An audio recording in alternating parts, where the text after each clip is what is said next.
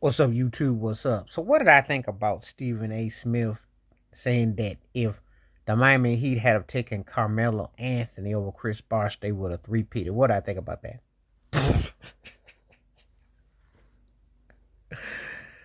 I can't believe this dude. He actually was an NBA analyst, or he claims to be one. What NBA is he watching?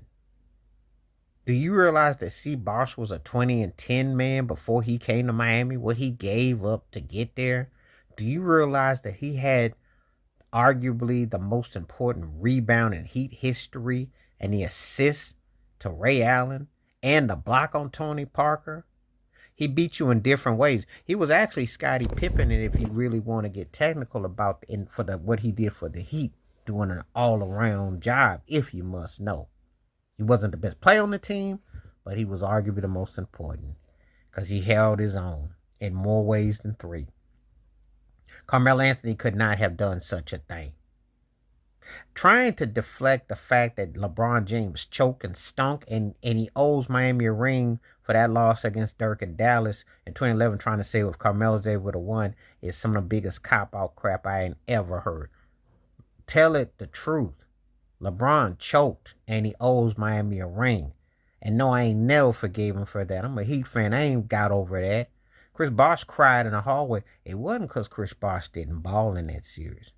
Dwayne Wade I held accountable because he made fun of Dirk. He should have been the MVP of that series. He was the best player on the Heat. LeBron was trying to act like a villain. He acted like a clown. Talk about, well, you don't make as much money and all this mess. No wonder they almost traded his behind for Dwight Howard. They probably should have.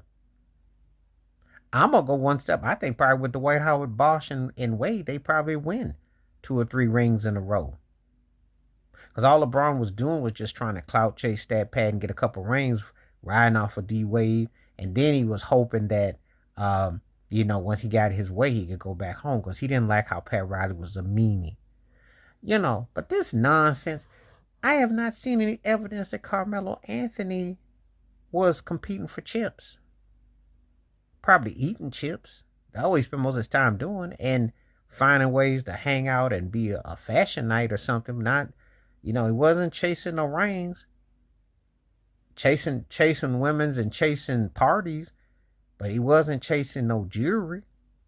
And it showed. Because then he became a ring hopper after New York. And when he started ring hopping or he was stat padding, he became a joke.